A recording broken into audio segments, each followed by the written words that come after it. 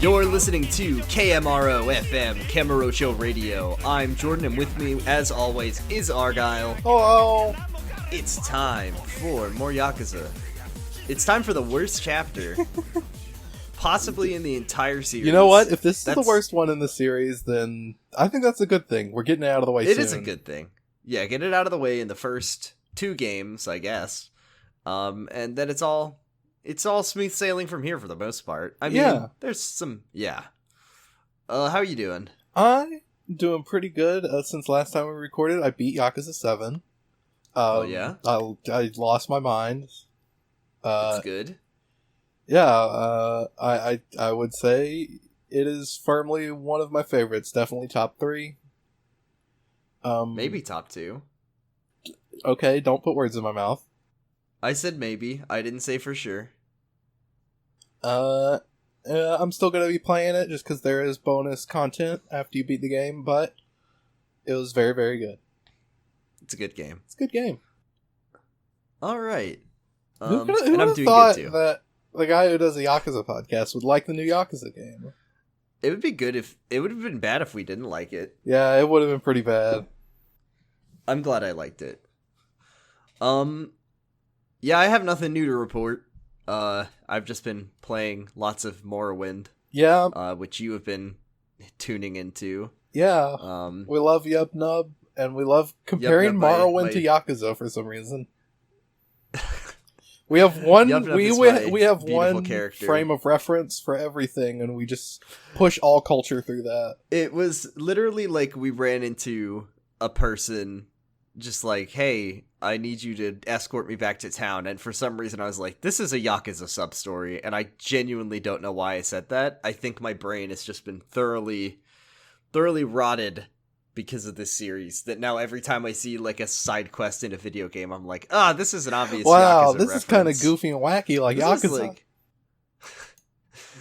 All right, I think it's time we dive in to Chapter 6.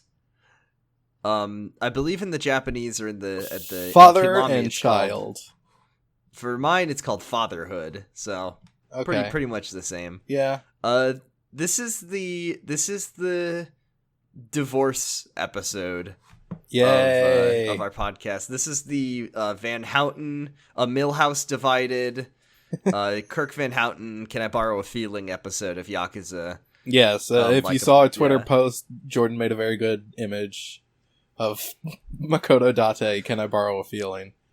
See, I remember this being the chapter where 2 divorced men have you help them with their divorce problems. There are 3 entire divorced men. There are actually 3. There's a surprise 3rd divorced dad who appears in this chapter. Yeah. All right. Without further ado, I think we should get started. But first up, we have a flashback. Oh, okay. Yeah, they don't stop coming, folks. So my notes here just say that Nishiki is baby. He's baby? He's baby. Basically? Yeah. So no, he's really fucking steaming mad. He is chasing after Matsushige in the street, who you might remember as the big tough guy who was like, "Hey, I don't respect you, buddy." And he's really mad at the guy because he has been apparently collecting on Kashiwagi's turf. So no good. Yeah. He's like, "Hey, what the fuck are you doing? That you're gonna like get us in a lot of trouble." And Matsushige just says, like, "Hey, boss, don't worry about it. You know, if Kashiwagi comes knocking, you'll answer the door, right? And besides, you know, businesses ain't popping up like they used to in Kamurocho. You can't. If you want to make money, you gotta take it by force. So you wanted that 30 mil, right? Huh? Well, you're gonna get it my way? Or you're not gonna, or you could try getting it your way." And then he just, like, shoves Nishiki to the ground and struts off. What an asshole. And then we cut to Nishiki getting punched into a wall by Kashiwagi. And you say punched into a wall. I'm assuming you mean like punched against a wall, and not like punched into a wall like in an anime. Yeah, he's not embedded in the wall. He hits the wall and bounces off. And Kashiwagi's pissed. He's like, "How could you let this happen? You can't like keep your men in line. It is like the only good thing about this is that I caught it before it got up to Kazuma, or else this would be just a huge fucking mess." And Nishiki the whole time is just fucking. This is why I said he's baby. He is just like sobbing, like trying to apologize, like hitting his head on the floor. It's rough. And then Kashiwagi just says, none of this would have happened if Kiryu was here. So, fact. Yeah. True. It is true, but it's still like, it's not great. Yeah, you don't have to say that while he's in the room. Progress towards Nishiki's explosion. What do you say, like 50%, 60%? I'd say like 90%. 90%? Is he like right? Well, I don't remember how much more. We'll see what happens next chapter. All right, cool. There's a reason we're having Sarah on next week, folks. Oh yeah, forgot about that. So we are at Serena. Haruka is sound asleep. They've set her up on a couch. Very sleepy. That's all I have to say. Sorry. Oh, you just want to say Haruka is sleepy. Kiryu's going to go out looking for new leads.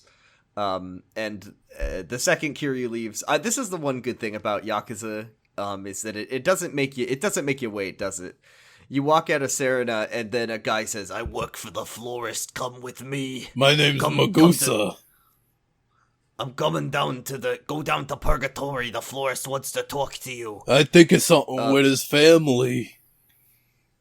So you go all the way. Okay, every time you got to go to Purgatory, you got to walk all the way across the city, or take the taxi, which involves walking to one of the taxis and warping to the nearest taxi point, which there's only 4 of in Yakuza 1, I believe. That's the one thing, right? It is so. There is one right next to West Park, so like that's actually a pretty convenient. That's one good, but you got to get to the one in Tenkaichi, or you have to go to Nakamichi Street. If you're playing in PS2, there's not one on Tenkaichi. I don't know if there is for you. Then you got to walk all the way through the park, all the way down the stairs, through Purgatory, then down the florist's long hallway that he lives in, and then you can talk to him about how he's. But before we talk divorced. To him, yeah, when you're walking through West Park, you get stopped by by an old man standing in front of the fountain. Content. Yes. Yeah, this isn't just side content. This is, like, mandatory. Even though it is presented as a sub-story. It's... Maybe for you. Yeah, it's for me. An old guy stops you, and he says, you beat Gary Buster Holmes in the arena. You might have the makings to be my new pupil. The Gary Buster Holmes? You beat Gary Buster Holmes? And Kiryu says, what are you talking about, old man? And he says, well, you're a pretty good brawler, but your style is beastly and a bit rushed. Do you get what I'm going at here? I don't get it. You gotta explain this to me. My name's Sotaro Komaki. Oh, nice there he is. You. No, does he have any relation to Satoru Kameki from Not Yakuza at all. 0? Okay, different guy. No. And I think you have the soul of a true martial artist, but you just don't have the moves yet. So, if you would be my student, I could teach you how to, survive on these mean streets with some cool moves under your belt. So this is where we're introduced to Komaki. First lesson up, he wants to teach you how to deal with guns, because if you get shot and die, well, he's out of student, so he needs to show you how to protect yourself against those. So you learn Komaki Shot Stopper, which is a pretty classic move. You just grab the guy's gun arm and slap him around a little bit. Or the one for the shotgun, which I don't like as much. Is that Komaki firearm flip with the shotgun, or is that a different one? I think it's the same move. It just gets renamed. Like they're both both technically the same move, and that it counters firearms, but sometimes it's called firearm flip, and sometimes it's called shot stopper. I see. And yeah, so he just says, all right, great.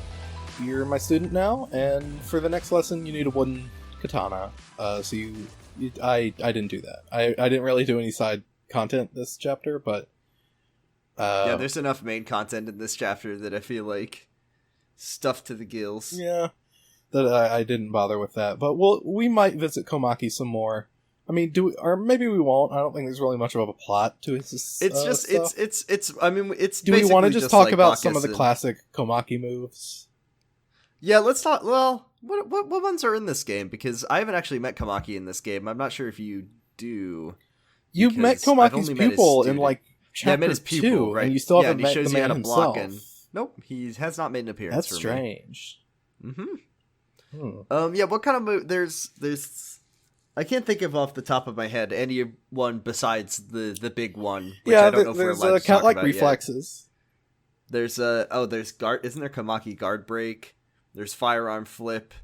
Flip. The he teaches you how to use a sword good. There is the knockback counter.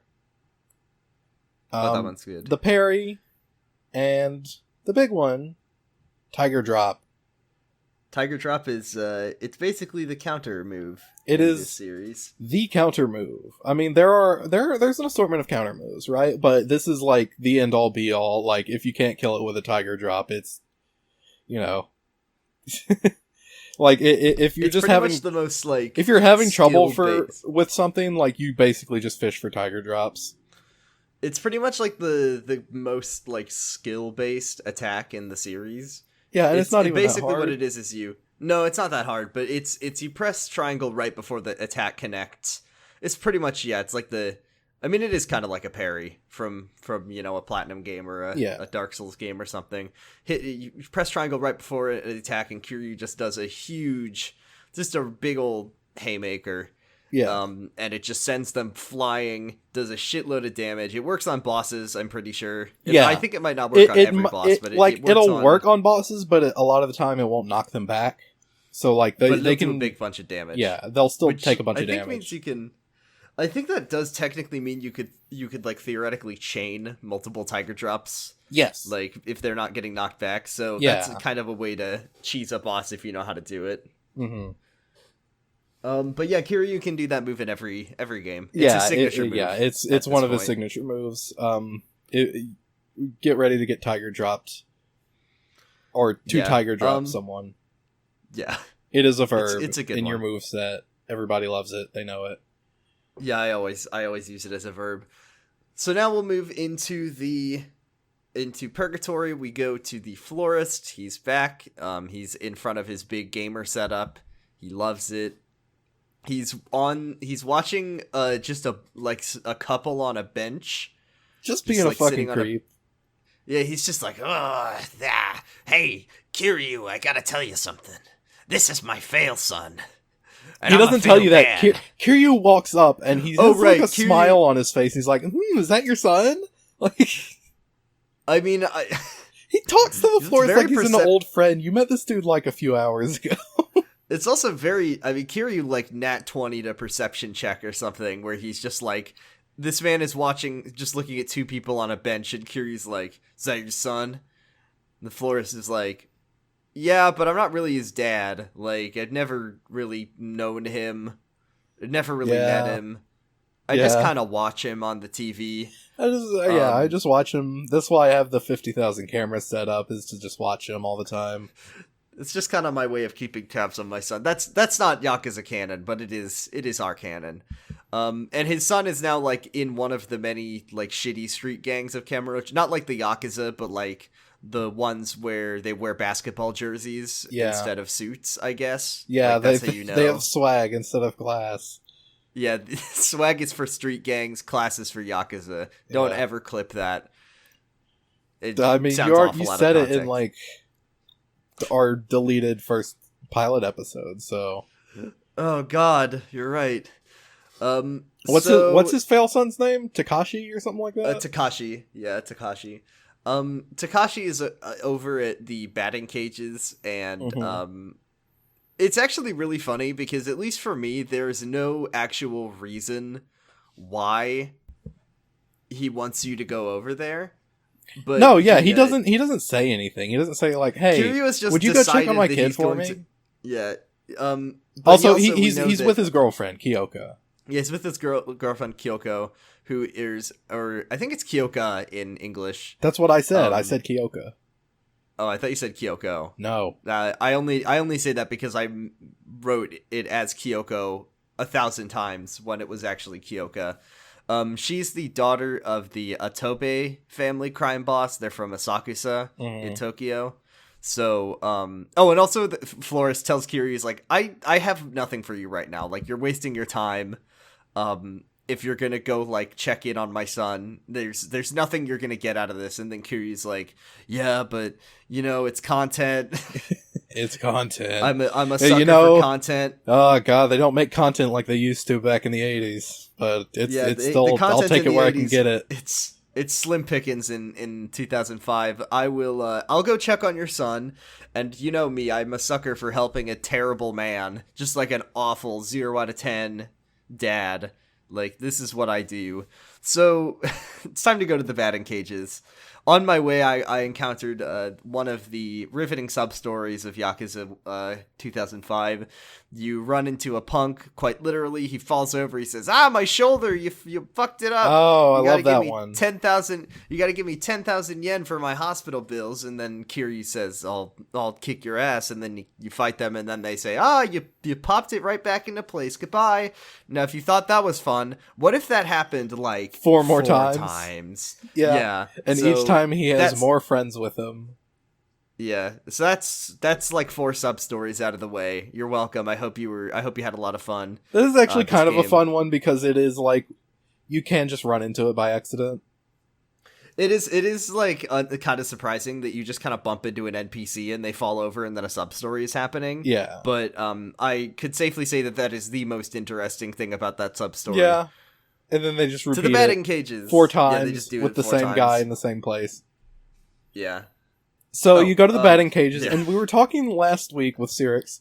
When does Kiryu ever put his hands in his pockets? He does it like 2 more times in this chapter. So I think he just does it a lot in Yakuza 1 and maybe not ever again.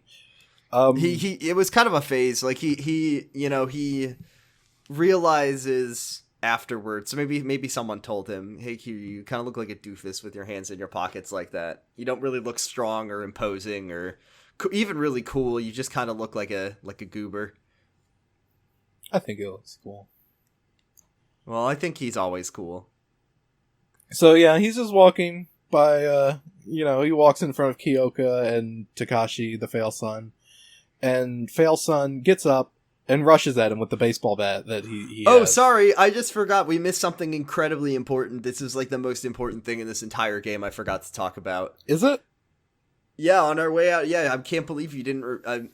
I can't believe they cut this out of Kiwami if you didn't see it because it's so important. Huh? On our way out of Purgatory, we run into Tamura. Oh, I forgot about that. Yeah, I know. I have it in my notes. I have it in my notes and I still glossed over it. Oh my god. Yeah, exactly. Remember Tamura from the very beginning of the game, and he worked with Spa magazine. Yeah, and then he had a friend named Aoki, and when you talked to Aoki, he said, Tamura. He was doing investigations on the Tojo clan, and he was murdered. Turns out Tamura is still alive. He faked his own death, and now he's working with. We get some touching piano music. Yeah, it's playing like this beautiful. And Kiryu's like, "Why don't you tell Aoki? Aoki is so worried about you." And then Tamura is like, "No, I can't tell Aoki."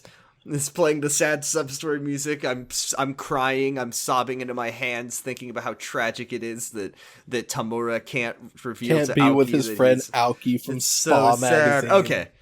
All right, back to the batting cages. Sorry, I'm so sorry to all of our listeners that we almost forgot to talk about. I know spoilers. All Tamura stands. I can't spoilers. Can we talk about this? I'm just thinking about how we do get a payoff for that later, where he is like, "There's a payoff to that." Yeah, he reveals himself to Aoki. And he's like, "I'm still alive, Aoki. I'm okay. You can stop worrying about me." And then I guess they get married. or something. Oh my god, I'm crying. Just the real story. Everyone gets a happy ending. but mostly the two. real heartwarming story of Yakuza Yeah. 2005. Okay, batting cages. You were saying that we were right by Yeah. Kyoka and The fail son rushes Takashi. at you with a bat. And It's very funny that like I know there's a reason for it, but Tamura or Takashi, I've still got Tamura on the brain. God bless him. always Takashi me every and- day. Every day I wake up, I have a Helga from Hey Arnold has a shrine to Arnold. I just have that for Tamura. I'm the copy of Spa Wolverine. magazine. I'm the Wolverine meme where he's like caressing a picture in bed, but it's Tamura that I'm singing. looking at. I'm singing Baka Mitai, looking at my only issue of Spa magazine, crying at the bar. Yeah. So Takashi is like hanging out at the batting cages with Kyoka. We learn later that he's like in danger. He's expecting people, but like Kiryu is just a single man who walks in just like unaware, and Takashi grabs a baseball bat and is ready to brain him. And I just think that's very funny. Well, I mean, He's in not all with fairness, anybody, he's Kiryu looks like a Yakuza, and this is a recurring problem for him throughout the series. It just... He always be looking like that, and people always want to fight him because of it. Why don't you smile more, Kiryu? Why don't you try to smile, Yeah, sweaty? you should Haha. smile more. You'd look really pretty if you smiled, Kiryu. I think it'd be... I mean, he doesn't have a Yakuza pin. He doesn't really have a Yakuza suit. I mean, maybe his suit was a Yakuza suit, but it was a suit that he purchased in 1988. What do you think? I think it would be a good service right now. How could we rebrand Kiryu so this happens less? He could Jeans wear and a t-shirt? Yeah, jeans and a t-shirt, maybe a blazer on top. Honestly, like the worst. Like imagine Kiryu. Just like close your eyes, everybody, and imagine right now. Imagine Kiryu in like jeans and a graphic tee, and just think about how upsetting that is. Like how bad it is mentally. Take all that psychic damage right now. He has a Yeah, graphic I think it's for tee the- that is just his tattoo, but it's also on the front now. So it's his tattoo on the front, and then he rips it off, and his tattoo's on the back. It's flesh colored. Yes. It's a flesh colored graphic tee. Great. Oh god. No, what if Kiryu wore a nice nice sweater? Yeah, I would like to see a winter Kiryu, like in like winter. Ooh. He Like a doesn't... cold weather Kiryu. Yeah, it's always like winter time in these cold games. weather- He never dresses appropriately. I mean, speaking of that, there's a part, I don't know if, I don't think it happens in Kiwami, but there's a part in this chapter where it's raining and Kiryu is not even remotely fazed by it. He's just letting it soak in. So, yeah, no, not at all. God, does he ever get that suit washed? It must stink. I mean, I think the rain is kind of the way that he does his laundry. He just sort of stands out in the rain. It's also the way he showers. He just stands in the rain and maybe puts a little shampoo in his hair. Lets it run down both his suit and the body, like his body and his suit, so it washes both of them. Raina, Gets do nice you have a and washing clean. machine? No? You don't have a washing machine in your bar? Oh, well, I'll just stand outside then. I'll just stand outside in the rain. It's okay. It's not like Kiryu has a place to live. And it's not like he has another suit to change into while he takes it to the laundromat, so... I mean, as far as I can tell, he's never cleaned that suit. As we were saying... sweatpants and a t-shirt. And some no, sandals. that's Kazuma who wears Kazuma's the one who wears the sweatpants. Maybe yeah. he wears sweatpants in honor of Kazuma. Like, I want to be like Oyabun. Yeah. Let me wear this sweatsuit. And, he puts it on and everyone's just like, can you please, like, never ever wear that again? Kiryu in like an I'm trying- Adidas tracksuit. It's a bad mental image. These are all assaults Slav on the brand. Kiryu. Oh, no. Takashi tries to hit Kiryu over the back of the head with a baseball bat, and Just Kiryu gonna gloss stops right him. past that. I just can't even think about it. Just like blocks it with not even thinking about it. Yeah. Then we have a 5-second boss fight with Takashi. Yeah. You look at him and all of his bones break and he dies instantly. Yeah, you transfer all grab of the kinetic energy from his bat into your tiger drop and just blast He him goes down across like a sack of bricks. He folds like a cheap suit. Takashi's like, please let me go. I'll give you the money. Please, I'll give you the money. And Kiryu's like, I don't know what you're talking about. What the fuck are you talking about? I'm just here to... I just walked I just in wanted here. to go to the batting cages. I was just looking for side content. content in this barren wasteland of a game. And he's like, you're not from the Atobe family? And Kiryu's like, what are you talking about? Basically, Kyoka told Takashi that she wanted to run away with him. They stole a bunch of money, and also Kyoka isn't here anymore. She's at a club called Bar Deborah on Theater Square. Yeah. Oh yeah, Deborah. Is this where we fought Awano 1,000 years ago? We didn't fight him. Or was that a different? That was a cutscene. No, but that was at that club. Yeah, it was at that club. They don't say it by name, but like you can tell by like where it is that it's Club Deborah. I guess that was another case of RGG just being tricky and being silly with it, and just reusing assets using assets that they had made for Yakuza. Well, I mean, it looks entirely different because it's like a discotheque. Oh yeah, that's true. What was the point? But yeah, and you right, can't go inside Deborah in Yakuza 0 like otherwise. Yeah. That is funny. Yeah, is it called Deborah for you? Is that yes, not a translation? It's called... the sign outside, it says Deborah. So. Yeah, in the 2005 it's called Club Deborah. Yeah, which I mean is probably, a that accurate translation. I guess it's just a different in localization, yeah. Mm-hmm. As we're talking to Takashi, a bunch of punks come in. These are the guys from Takashi's gang. The B Kings. The B Kings, yeah. The Burger Kings, and Takashi sent a text to the leader of the Burger King saying, "Hey, I'm out," and they fucking are making fun of him and laughing at him and calling him names. Wow, our little errand boy, he's run off. Quit through text. Come on, you didn't give us 2 weeks notice, idiot. Come on, you don't want your severance package. You can't even put us on a resume if you're gonna quit by text, idiot. Kiryu shows up. Daryl's getting spicy with it today. I've decided it's chapter 6. I've decided I like Daryl. I think he's a good choice for Kiryu. I think he's good. Really? It's hard to find a person who fits Kiryu, but I think I've just gotten used to him. And he shows up and he says, "I did feel the urge to hit some balls today. I suppose yours will have to do." And I'm like, cool, we'll get to fight the Bee Kings with a baseball bat. And then the fight starts and the bat is gone. Great. The bat is gone. In the sub, he says, I felt like hitting, socking some dingers today, and you get to be the curveballs or something like that. Ooh. He calls them curveballs is the point. I think going below the belt is not something Kiryu would do. I think it's just not. He's not known for his groin attacks. There are a few heat actions that do it, but he I guess he does like drop people like balls first on railings and stuff onto a boat. Yeah, that's true. It is interesting. He doesn't always do it, but he does do it sometimes as a sort of a treat for himself, I guess. Yeah. It's a special fun little amuse-bouche. I don't think he's getting nasty with it. I think he just, sometimes he doesn't need it's just what you gotta do. No. This fucking rules, though. This is the best part of this chapter to me, is right before he fights the Bee Kings, he looks directly into the security camera at the Yoshida batting center and just says, "Remember, you owe me one." It's so good. He's just like, "I know you're watching, you fucking creep." Yeah. Look. Keep your eyes on this. Yeah, look. Don't look away. You're paying me back for all this dog shit that I'm doing. See, and this is not the only time he does it either. Like he does. He does it all the time. And yeah, because he's just able to spot these fucking cameras because they're probably really obvious. No, which makes me think like.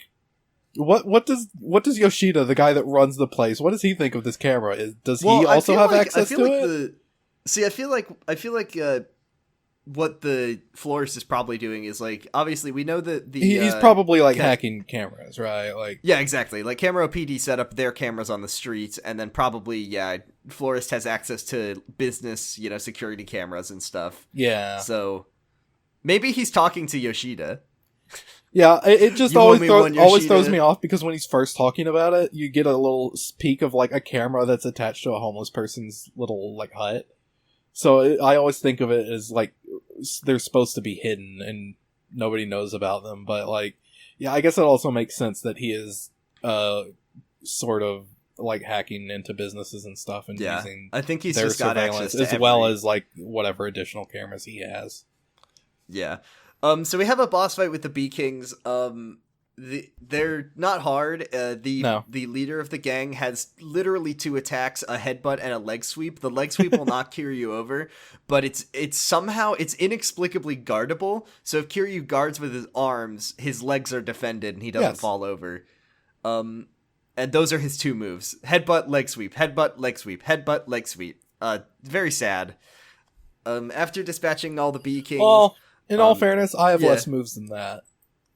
That's true. I guess that's true. I have no moves. But I guess if you learn one move and then you learn a second move, and you actually get into a real fight, are you not just going to be using the only moves you know? Yeah, exactly. Yeah, exactly. I would be headbutt. Leg sweep, maybe leg mix sweep. it up a little bit. Maybe headbutt, then leg sweep. Leg sweep. Yeah. Then you're accidentally doing a combo, and then you might accidentally do a real move. Yeah. You might do a Shoryuken by accident if you do them in the right order. Could you imagine if you just accidentally did a Shoryuken? Like how cool how good you'd feel? Just like you were just randomly doing things, and then you put in the right input on your body to make it happen. This is how fighting works, right? That would be pretty I think sick. That's how it works. I mean, yeah, that's how Ryu works. I only ever do... Do you think that... Like, we've gotten to know Ichiban, and Ichiban, the reason he's a good fighter is he imagines himself in a Dragon Quest game. Do you think that Kiryu just imagines himself in Virtua Fighter, and that's how he's good at fighting? Yes. I mean, I see no reason why this isn't canon. We know he's a gamer. Okay, well, Virtua Fighter didn't exist in 1988. Was he just playing... No, but something did. Yeah, there was something he could have played, like the old Fist of the North Star video game that was on the Sega Master System or whatever. He didn't know... Well, maybe that's how he learned Dragon Style, was playing a fighting game, because... Yeah.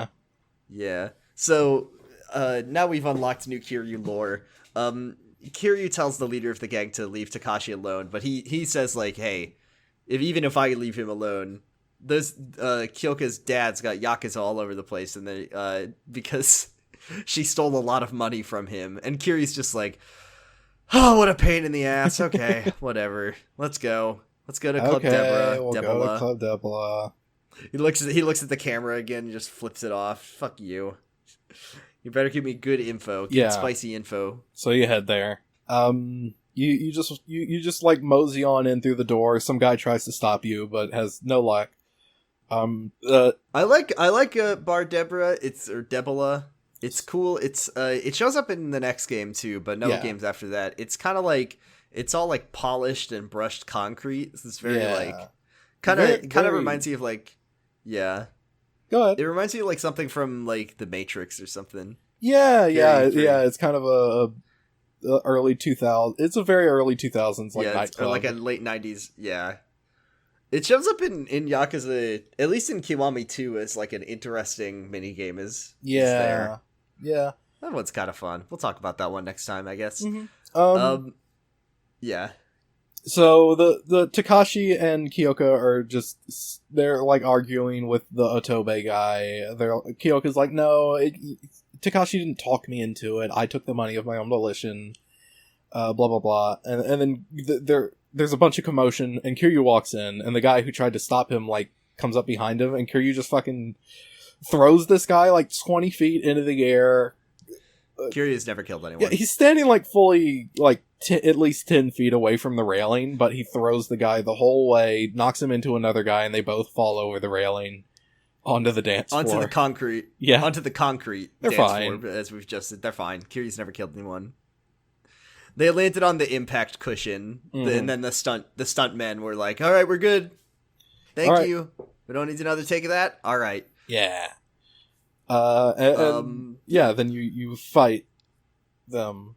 You fight the Otobe family. They all have knives. This is the kind of fight in Yakuza I hate, where it's like a bunch of people, it's either knives or guns, and they all have knives and they all have guns, and if they hit you once, Kiryu falls over and you gotta get him back up, and it's not hard. It's not hard at all, but it just takes forever because you have to keep making Kiryu stand up, and a reminder that on the PS2, in order to make Kiryu stand up, you have to mash every button and the stick at the same time. Yeah. Yep.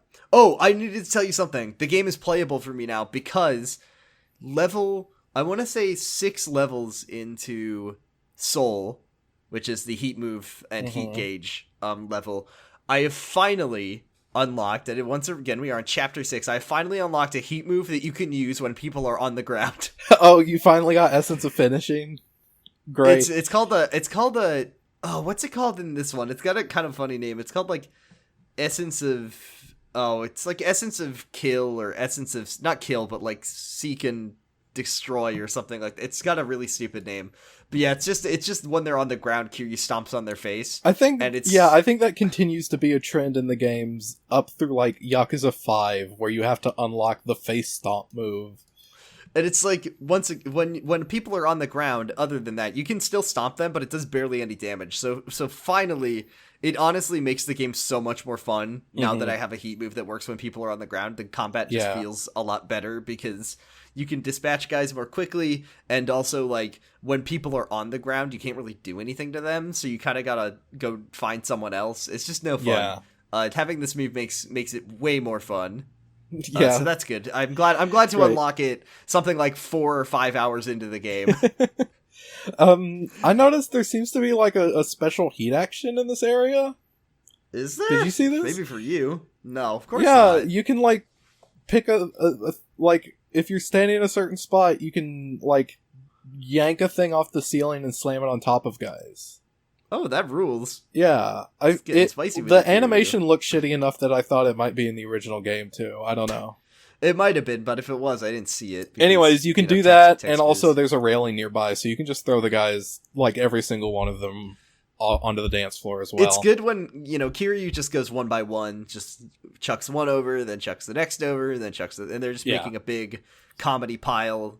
And then the last one, it's so piled up high that he doesn't even, die from it. Get knocked out from it, so he gets right back up and you have to fight the guy on top of the body, on the pile of dudes. It's like in the stupid Game of Thrones episode that everyone thought was really good, when there was like a huge mountain of dead bodies and it made no sense.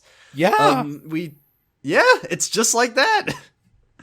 Kiryu dispatches the Atobe family goons, and then inexplicably, like, even though he just beat them up, the captain is still like there and fine. Kiryu tells Takashi, he's just like, all right, get out of here, leave the money, don't worry about it, just take Kyoko and run. And Takashi's like, oh, you think I'm a big punk? Well, I'll prove I'm not a punk. I'll cut off my pinky. And he's not even a Yakuza. Like, Kiryu even points this out. He's like, you're not even a Yakuza. What are you doing? Yeah. That's not a thing. And you don't cut your finger off to prove that you're a cool guy. Yeah. You cut it off when you fuck up so bad that and your name is Kuze, that you have to cut your finger off to say you're sorry. Like, I don't know what Takashi's doing. Yeah, your name doesn't sound anything like Kuze. And before he does it, the Kiryu, once again, he looks at the camera as is happening. He stops him from doing it, and he looks at the camera. He's like, hey, work. I think he says, work hard. I'll work hard. I'll play hard. I'll fight hard. I'll fuck hard. And I'll make Kyoka the happiest girl in the whole world. And then Kiryu's like, if you can prove what you said, if you can follow those words, then you really are a real cool guy. Wow. And then what was really confusing is that the boss of the gang, the captain of the Otobe family, he pulls out a letter. I got a letter from the boss. I got a message from the boss. So it's like, oh, did he just get like a phone call or a text message? No. He came with the letter. Like he was gonna fucking rough him up for no reason and then be like, oh, your father sent me a message. And this is when we find out about this. This is a chapter that we all know is 2 divorced dads, sad, terrible divorced dads. But then we meet a third surprise dad. Yeah. It's Kyoka's Yakuza dad. So the letter is like, Kyoka, I'm a terrible, terrible father. I have failed. I did not raise you really at all. And, if you want to run off with this kid, I trust your judgment and I'll support you.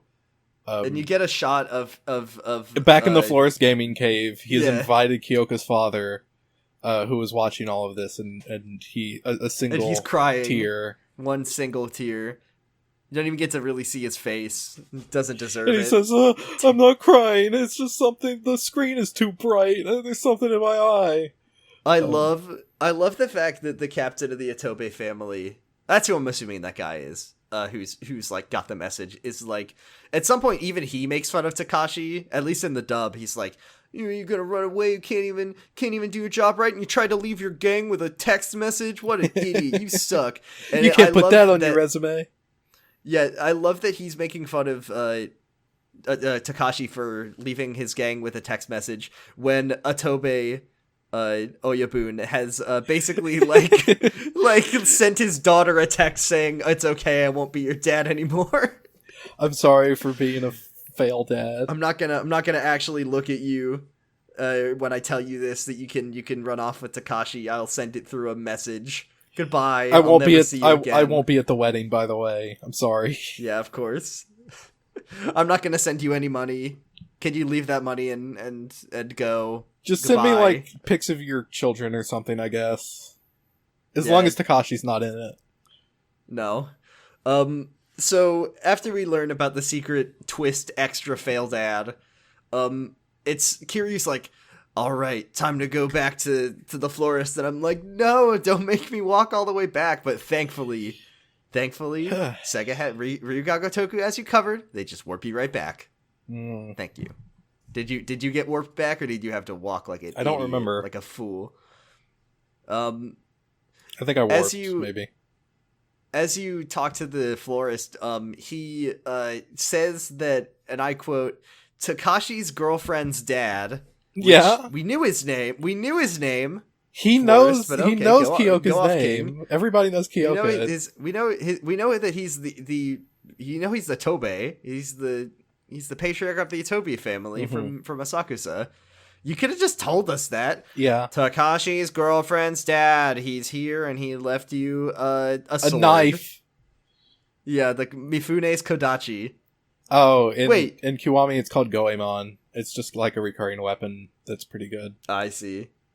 This is the thing, right? This is the Breath of the Wild problem where someone says, here's an extremely good rare weapon, and it breaks when you use it 10 times, and I'm like, okay, then I'm never gonna use it.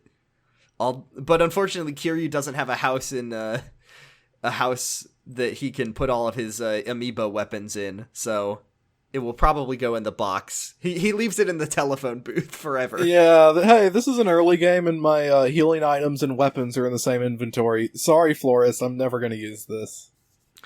I'll just leave it on the floor. The florist tells you, he's like, I was really touched by what you did, Kiryu. I'll try to give you a hand. Hey, Gary Buster Holmes, you want a knife? Yes, Kiryu, I would love a knife. I don't know if this happens in your game, but Florist then tells you, Purgatory has a fighting ring and a casino. I'll give you access so you can use it whenever you want. Yeah. Yes, Florist, I know there's a fighting ring. We fucking did it! Yeah, but now you can access it made me freely. Do it. Whenever you want. Thank you for telling me about the thing I already I like saw. the Coliseum. Coliseum's fun. Mm-hmm. Yeah, it's good. I think you could probably fight Majima in it eventually. Yeah, you can. I have to assume.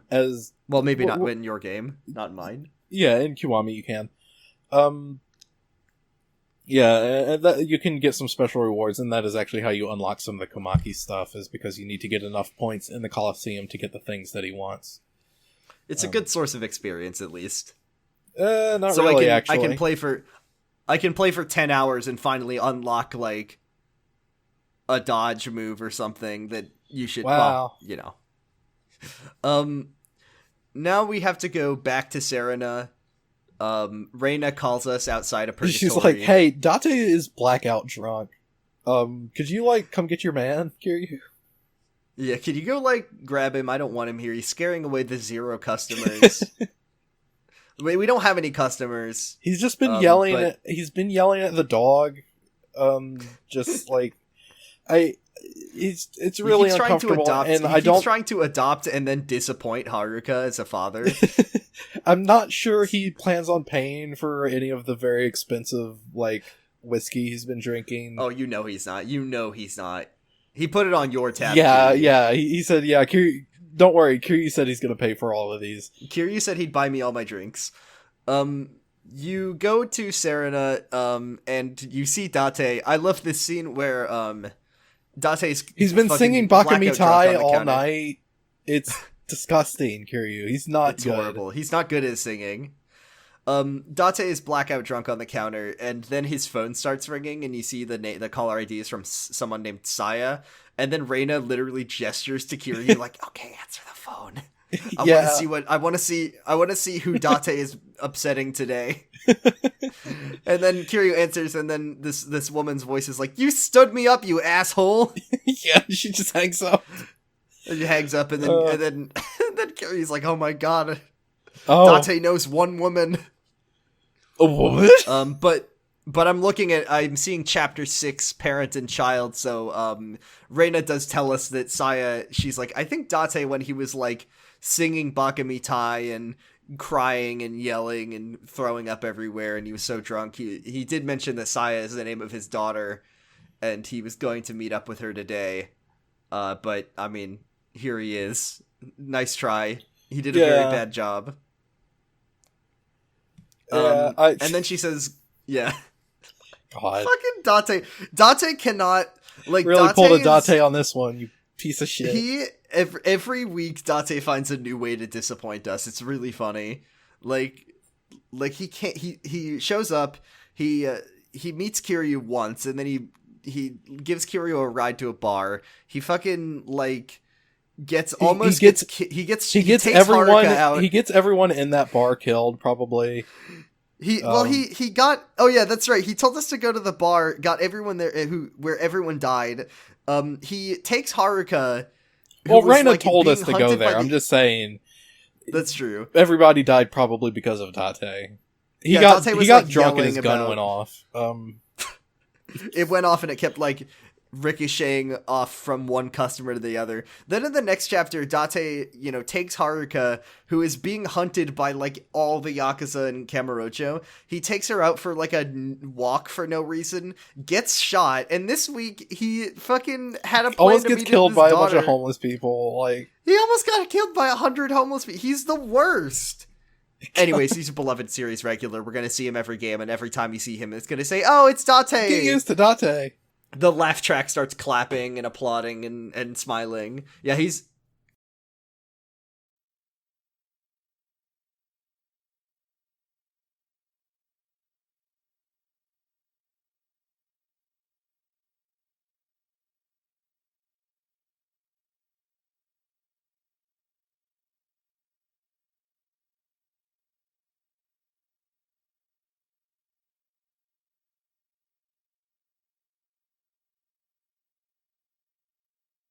Okay. So Reina tells us to go to Public Park 3, basically because Saya just needs a new dad.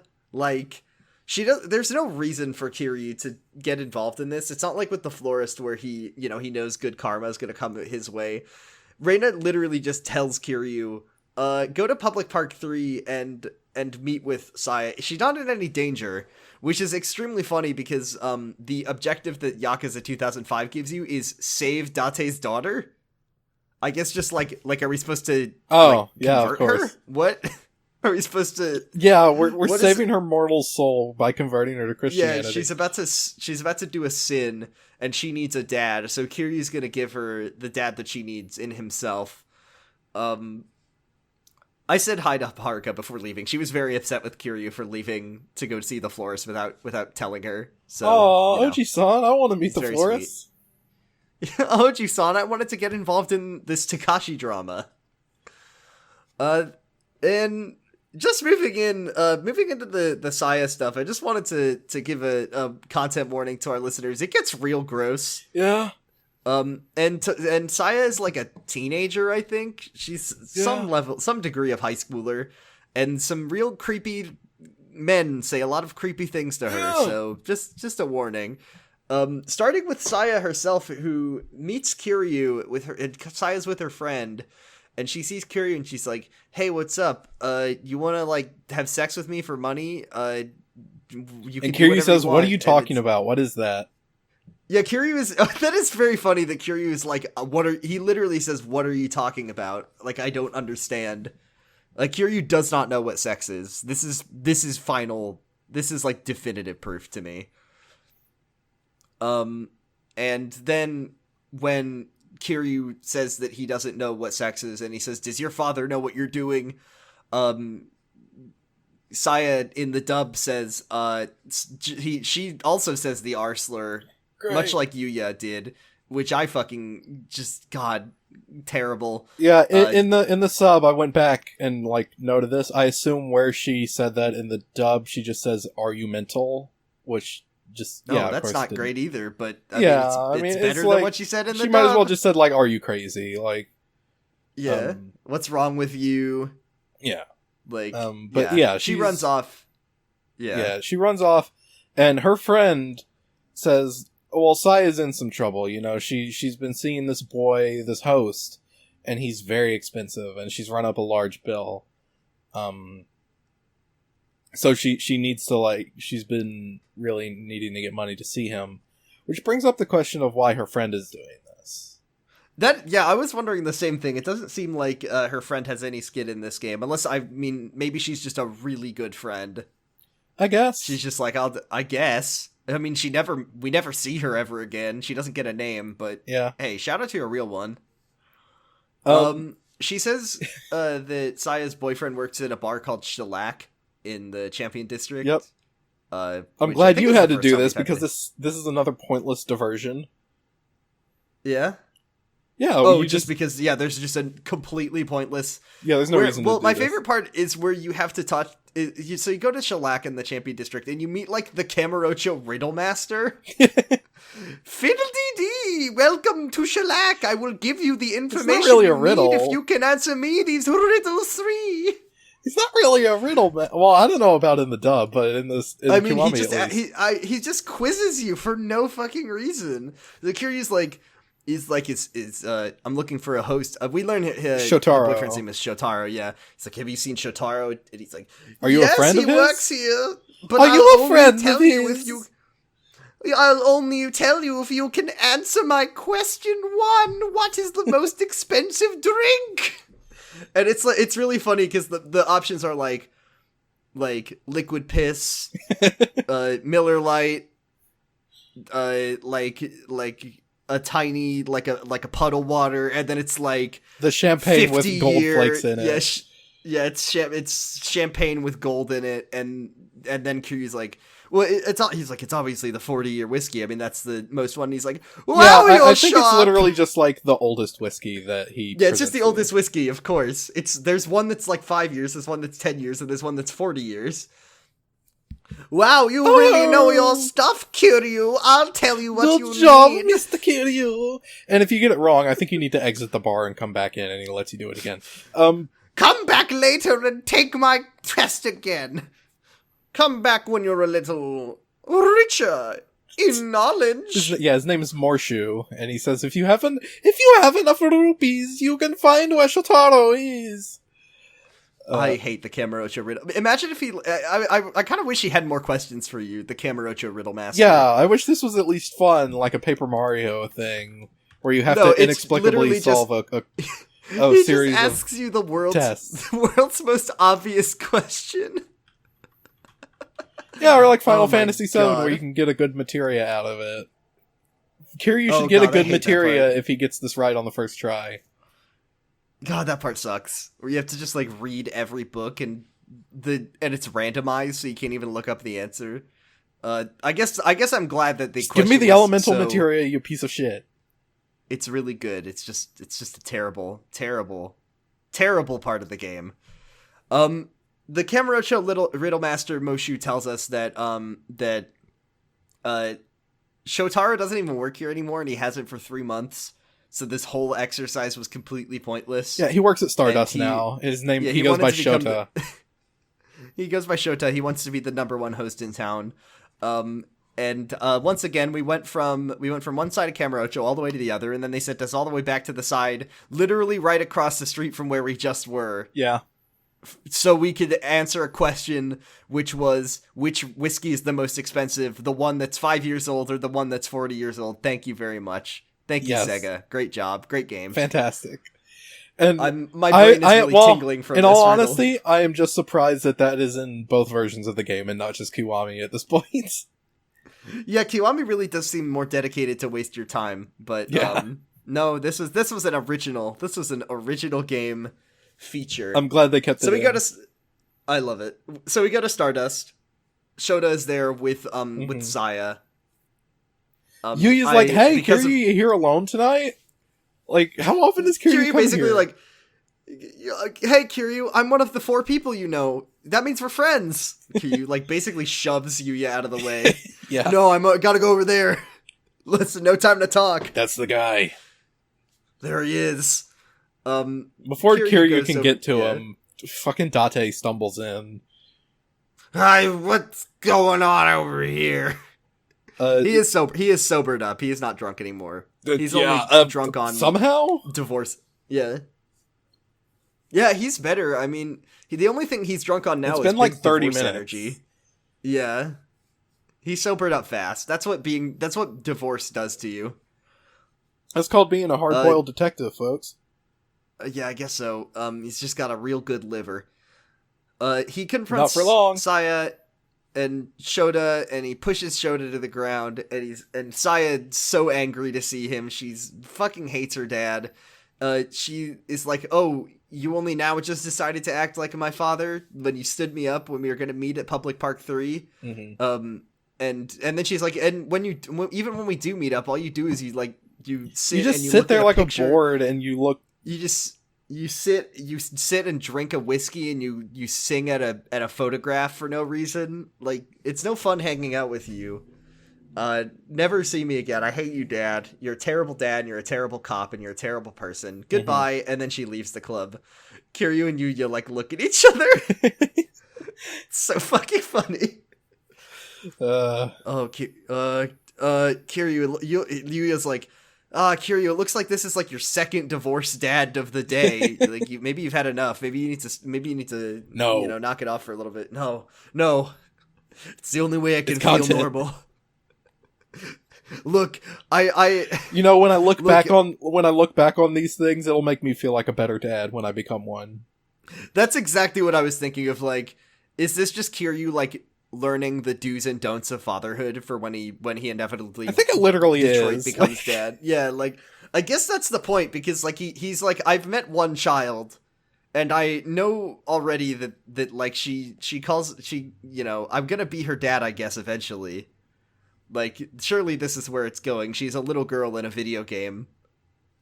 So I mean, is fatherhood the greatest content of them all for Kiryu? Yes. Oh, that's so beautiful. Yeah. I'm crying right now. It's Kiryu, like Kiryu. There's you go to buy a You learned card essence for when of fatherhood.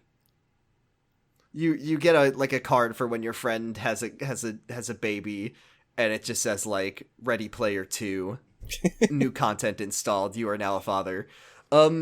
As Date sucks, he's like got his head in his hands. He's like, God, I suck. I'm the worst character in this franchise. No one likes me. Literally, no one likes me. And then you overhear like a, Help me! Content ahoy! There's something happening outside this club. Yeah, Saya's yelling from outside, so you rush out, and there's some goons trying to intimidate her. Who are like, "Oh, you owe us a lot of money, girly. If you can't pay up, you know what you gotta do. We're gonna record You're a teenager. a movie. You're in high school. This isn't cool, guys." Yeah. Oh. Yeah. Anyways, you owe us money. The thing they say, because it keeps being brought up, is that they're gonna make her be in an adult movie with against her. Yeah, real gross shit. Hate it. Date does the only thing that he can do, which is hit a person, because that's all he's good for, is punching. Yeah. So he punches the guy after he says that, and then Kiryu he also punches a guy, and then Date's like, "Oh, why are you helping me, Kiryu?" why are you helping me? And Kiryu's like, it's you content. suck. You suck. I need to show you how it's done. And then you quickly dispatch the goons. It's whatever. It is what it is. Yeah, it's just a fight. Date takes the leader with him. He's like, I want to talk. He literally just says, like, I'm that girl's father. I'm the girl's father. Where's your boss? And then it cuts to the inside of Stardust, and everybody except for Date is there. And they're like, yeah. Do you think it was a good idea to let Date go off on his own? Do you think Date fucking died yet? Kiryu's like, maybe. You think, yeah, he's... You know, he said, if I'm not back in 30 minutes, don't come after me, but... If I'm not back in 30 minutes, cut your losses and find a new friend, Kiryu. Yeah, Saya, Kiryu's your new dad, if I don't come back. Actually, he probably should be your new dad anyways. I'm sorry, I suck. Honestly, yeah, like, I'm kind of surprised that the stinger of this episode, of, like, this chapter is not Saya being like, wow, I want Kiryu to be my dad, and then Date goes, ah! Kiryu, you've ruined my life again! And then the laugh track, so Kiryu's got to go find Date. Saya, on his way out, Saya tells Kiryu, she's like, hey, so Shota owes some loan sharks a lot of money. Yeah. Which is why I've been trying to help make money to pay them off. Yeah, he said if he doesn't get the money back, like, today, they're gonna kill him. And then Kiryu says, well, if Shota really loved you, that's the last thing he'd ask you to do. Yeah. And then Kiryu becomes momentarily problematic, where he says, your like, dad really loves you, really even though he he never talks to you, and he stands you up every time you want to go out together, and he's just kind of a shitty man. He's comparing because he says, well, Shota doesn't really love you. The person who really loves you, no, Kiryu, not true, is your dad. Wrong. And Try then I again. like where Kiryu says, I'm gonna go rescue your dad. Want to come with? Yeah, you're coming with me. Why are you bringing Saya? I want you to see your dad as he gets murdered by some loan sharks. Yeah, he's in. It's gonna be really cool. Yeah, the business is in some building on Pink Street. It doesn't matter. Yeah, it doesn't matter. This is the only the only good thing about this chapter, besides Kiryu looking into the video camera, is coming up, and I'm very excited about it. Date is getting his ass beaten and Shota is actually, like, kicking his ass. It turns out Shota, the hostess who we've known for 5 minutes, it turns out this good boy isn't the good boy we didn't ever even really thought he was. If you think about it, he's not just. I can't believe it. He's not just a friendly little soft boy who top 10 anime betrayals. Shota from Yakuza 1. Wow. Shota is, like, doing mental math, and he says, well, let's see, the initial debt was 200,000. I paid that off, but it has interest. It should be about 4 million now. And then he says, well, if you can't pay up, guess we'll just have to have that little talk with Saya. And then Date headbutts him, and then he leg sweeps him, and then he headbutts him, and then he leg sweeps him, and then he gets knocked on the head, and his police badge falls out. What is it? He falls out of his mouth. What is this? Where did it come from? What happened? He had it just kind of like scotch taped to the inside of his jacket, and it. Yeah. Scotch tape doesn't hold very well on fabric. Do you think that, like, Date's stupid trench coat, his stupid hard-boiled trench coat that he bought at Party City, like, doesn't have... he bought it at Spirit Halloween, and it's, like, detective costume. It doesn't have fucking pockets, so he has to tape his badge on the inside. Yeah, God, he sucks. Yeah, those pockets are fake. They're just for decoration. No, they're fake pocket. Those are just, flaps. He drops his badge, and then Shota says, oh, Section 4, organized crime. I bet you have access to a shitload of guns. Yeah. Direct words. Those are his words. Bring me some guns, and we'll forget about your debt. And then this is where Date tells the biggest lie. As Kiryu and Saya are arriving at the building, they're outside. Mm-hmm. And Date says, I'm Saya's father and a good cop, and I'm a good father. There's two things you gotta know about Makoto Date. He specifically calls himself a good cop. He says I'm a good cop. Well, credit to him in Kiwami at least. He just says I'm Saya's father, but I'm also a cop. Which, well, okay, not really I'm- credit to him, but I mean, he's just stating facts. Like, there's one thing I care more about than my daughter, and it's not I'm a getting father fired second from my and a job. cop first. But I'm not even a good cop. I literally got demoted to the worst division because I did so bad at being a cop and tried to, like, oh god, he sucks. Worst character, I think. One of the worst reoccurring character. And then Shota says, like, well, you don't, if you're a cop and you're not going to bring us the guns, then I guess you don't really care about what happens to Saya. And then Date says something that makes no fucking sense in the context of anything that they were talking about, where he says, kill me. But like, he says, kill me because, no. Because but he says, kill Tokyo me because PD will hunt you down. Will hunt you down. So why would you... Date, you fucking idiot. If you wanted to sacrifice yourself so that the Tokyo PD would hunt these people down, why would you tell them that? and then Shota's like, oh, okay. I mean, we're not afraid of the cops, so I guess I'll just kill you. Yeah, and this is when, do you want to This take is it? good. No, you take it. This is Kiryu busting through. I love it. He just, like, it cuts to the doorway, and Kiryu fucking smashes it open with his foot. And there's a dude standing in front of it, and he just, like, ragdolls. He ragdolls and just flies across the screen. It's very, very funny. Yeah, I rewatched it a couple times. I went on YouTube and watched it in slow motion. It's so good. It is just as funny in the original. It is a shot for shot. Like the guy just like crumples when the door hits him. It's so good.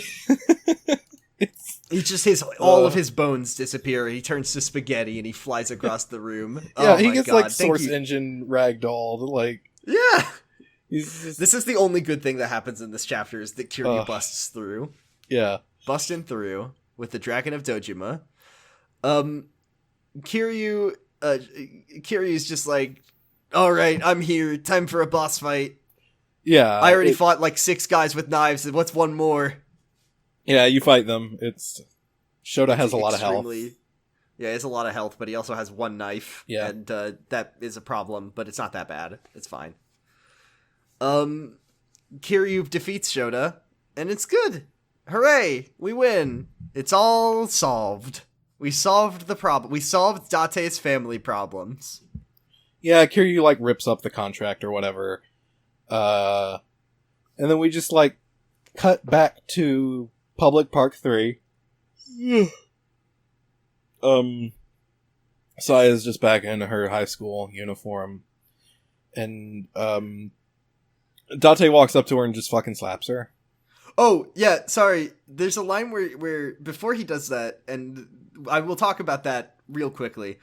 Saya's back in her high school uniform, and Date says, wow, you look like any other high school girl now. And then Saya says, fucking disgusting, shut up, I hate you, I hate my dad. Yeah. And then Date walks up to her, slaps her across the face, and then the next thing that comes out of his mouth is, I'm a horrible father. Yeah, I agree. Yes! I'm a horrible father, but a good Don't cop. hate your kid! I'm a horrible father. I may be a horrible father, but I'm a great cop, and that's why I'm taking you in.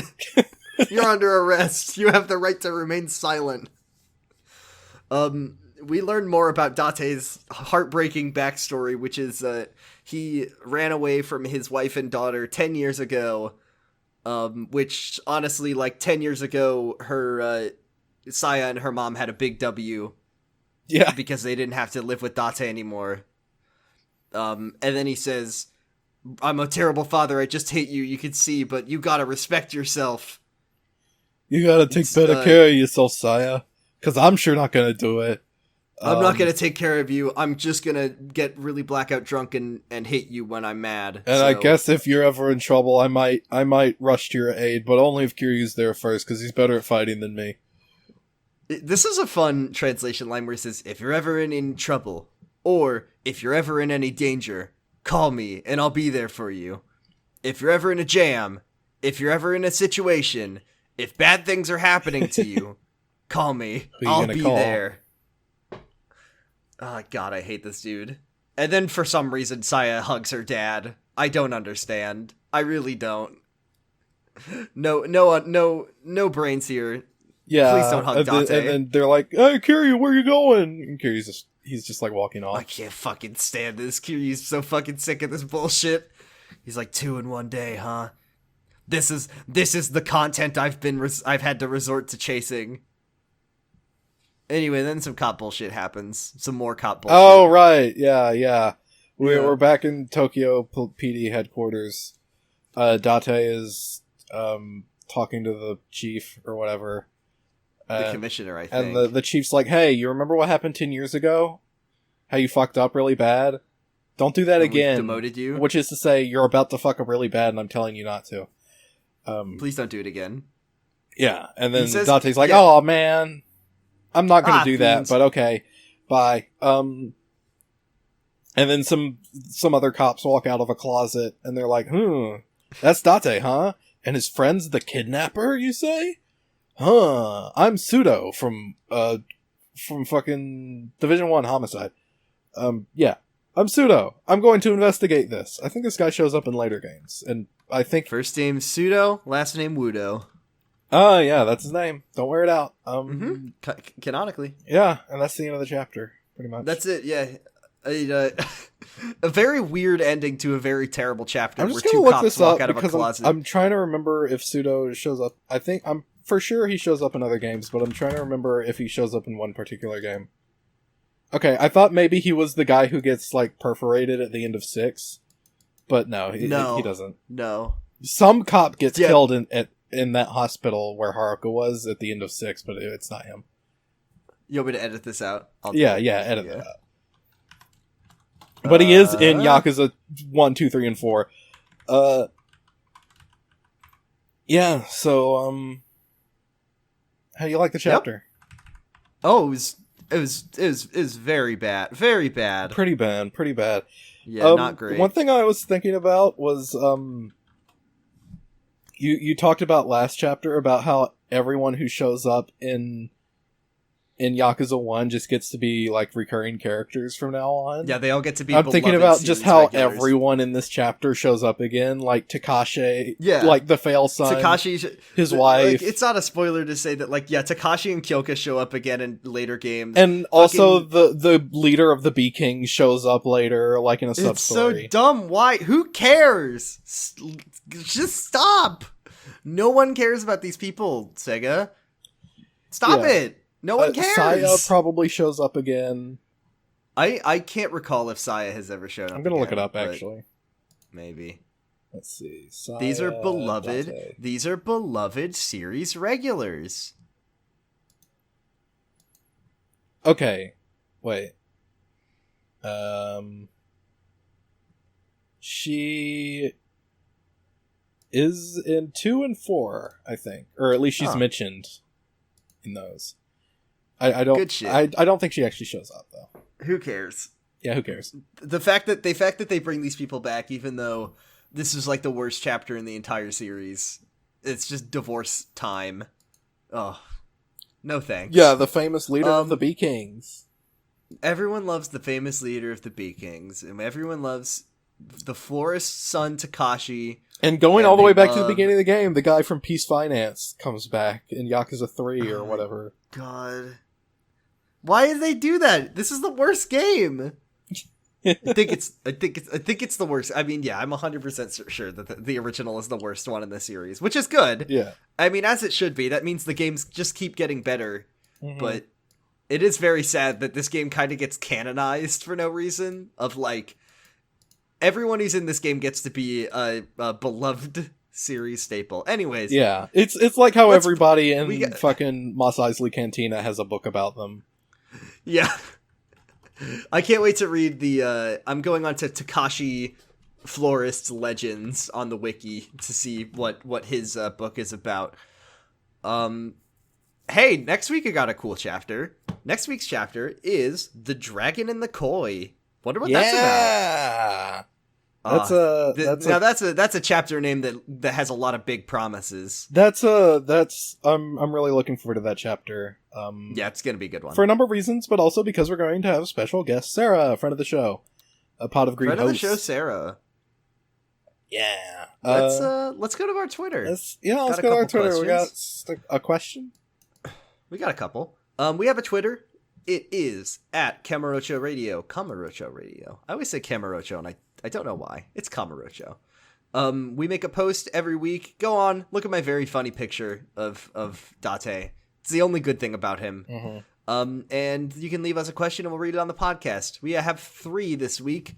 Here's one from a friend of the show at Pagedish on Twitter. It's Colin. And it says, hi, Colin. How would Kiryu help known divorced dads Zhang Fengmian from Modao Zushi and George Juergens from The Secret Life of the American Teenager? Okay, well, I can't answer the first one.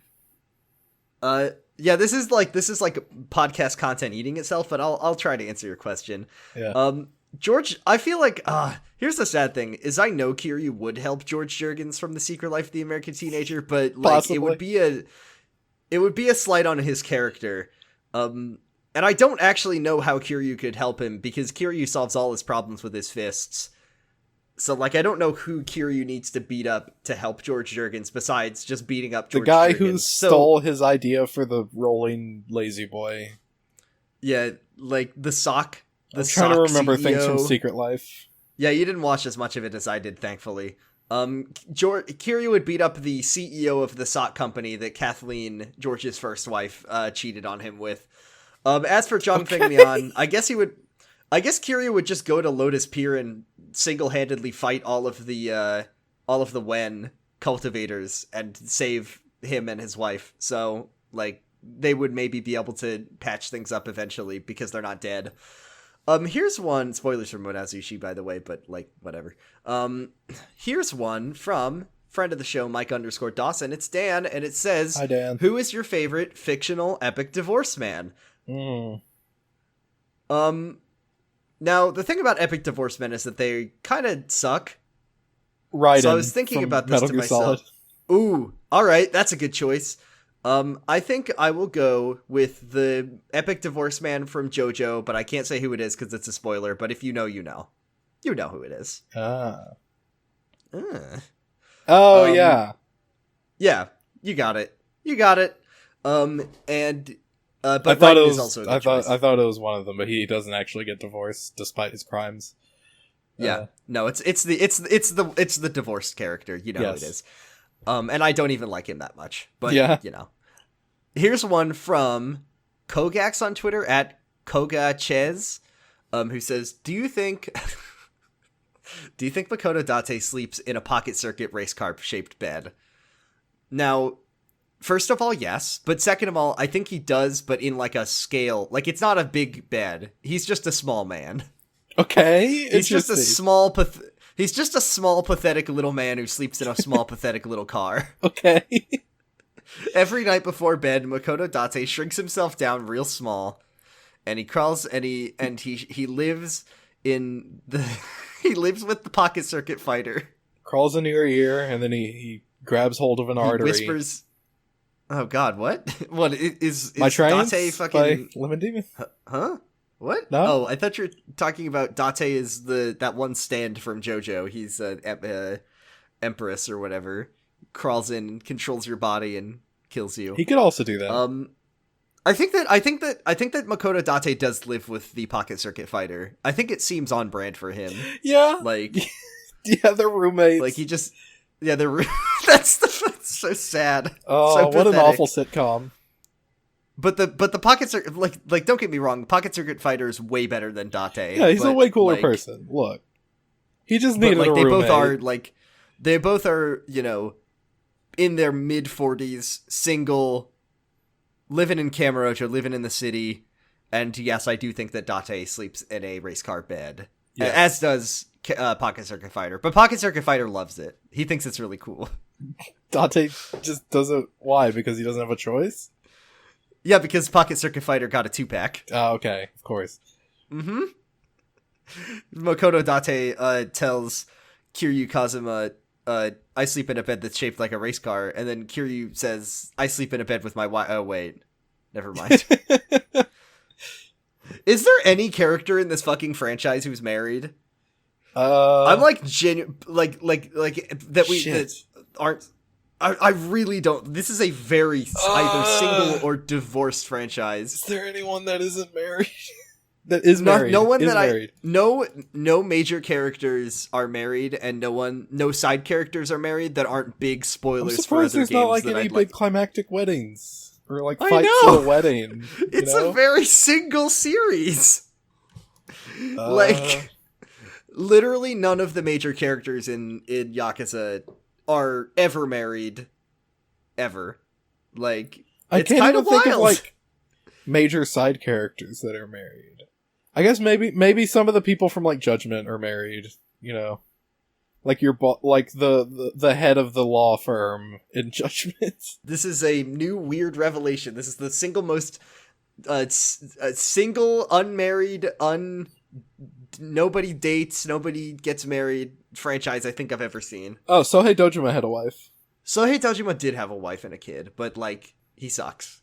Yeah, he does, but he was. So he I guess was a what I'm major saying is that character. all of the I guess what I'm saying is if you're interested, Makoto Date is available. Yeah, so is the Florist of Sai, the head of the Itobe family, Kiryu, Kiryu, Majima, Nishiki. Probably Yuya and Kazuki. Nishiki's available. Oh! Yeah, they're all yeah.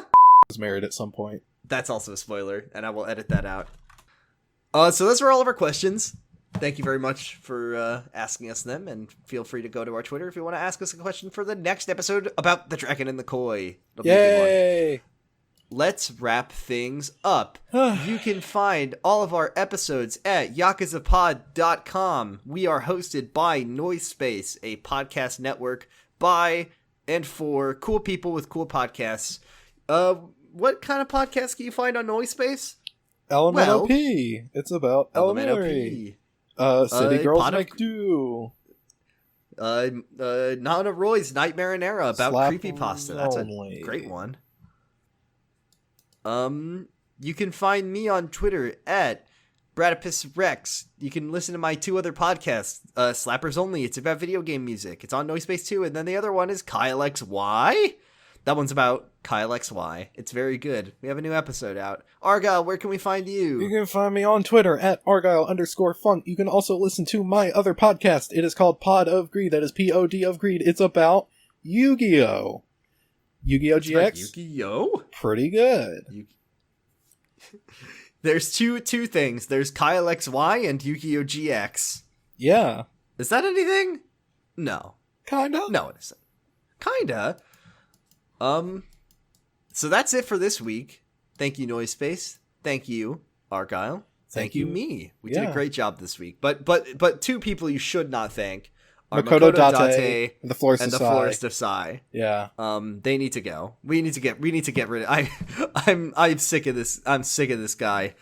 But thank you all very much for listening. Next week, Chapter 7, Dragon in the Koi. Be there, be square, be fair, don't care. What? Kiwami means extreme. What?